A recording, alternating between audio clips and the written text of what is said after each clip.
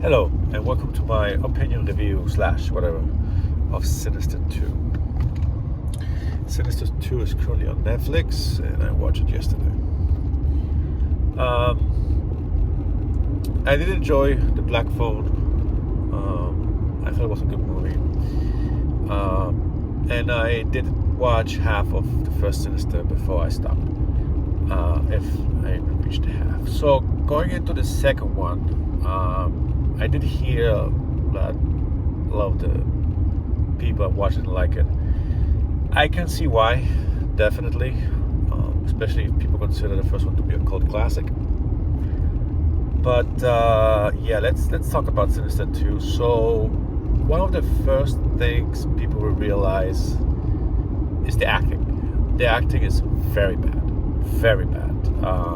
The character that the actor that portrays the deputy is very awkward.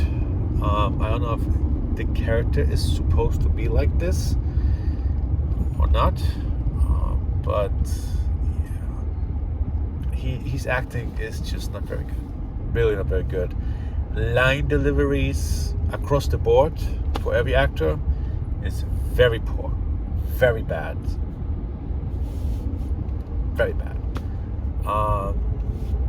While the first movie focused more on from the point of view of the adult, this one shows us the point of view of the children or the child. Let's talk about what most people enjoyed about this movie is the snuff movies, right? When we get to see how other children committed these acts of murder, and they're good. I mean,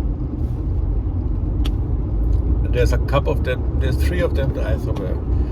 I mean, most of them, if not all, are very good. I mean, they're very good. The music is very great. It's very well filmed. I mean, the snuff parts are the best parts about this movie, period. That's it.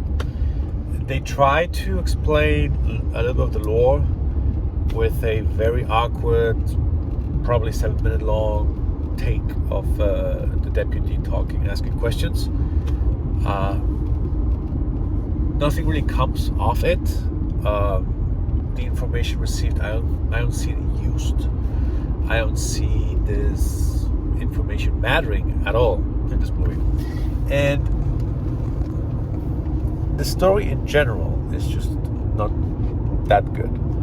I think it could have been fleshed out. I think this movie has moments of brilliance. At the beginning of the movie, the mother and two children in the supermarket, and something happens. They have to run away. The child is faster, goes first.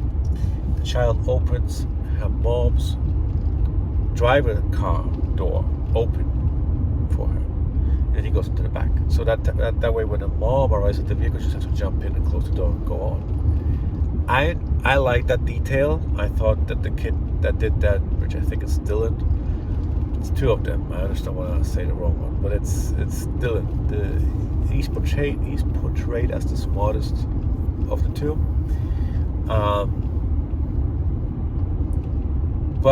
Yeah, Dylan. That's his name, because that one is called Ryan.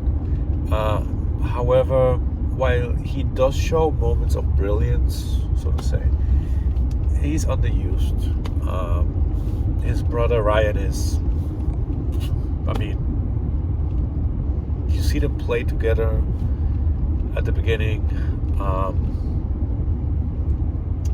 but in reality, they don't have a very good relationship. At one point, the mom is telling him, "Hey, listen, you have to take care of your brother. It's not easy for him." And in the next scene, he is beating the living shit out of his brother. And it became very weird. It just became very weird for me. I mean, I was very uncomfortable watching this. I was like, it makes no sense. And there's another scene like that where something happens and then they cut into something else and you don't know what happened between. Let's just say that at the end, to avoid spoilers, right? At the end, a room is on fire, yet there's nobody there. How did this fire even started?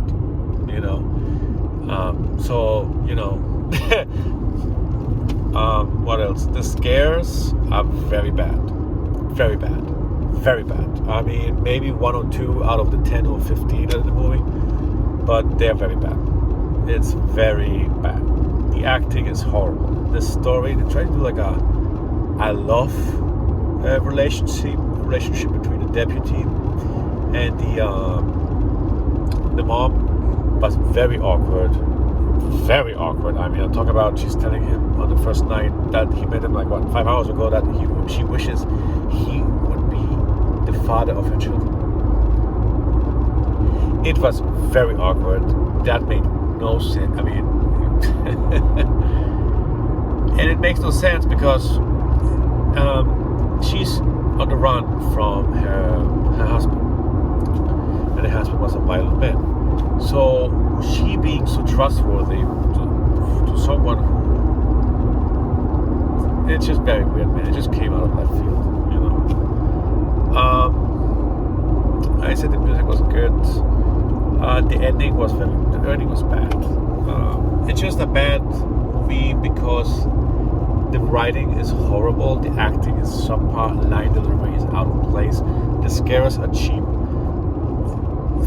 it's poorly edited, it's passable. I mean, if you want to watch the snuff movies, which I believe are the best part of the movie, definitely watch those. They're pretty good. It's very well done scenes. The rest of the movie, though, very serviceable. It's nice to have seen on Netflix, I guess, but that's about it. That is my review for Sinister 2 on Netflix. How many points do I give it?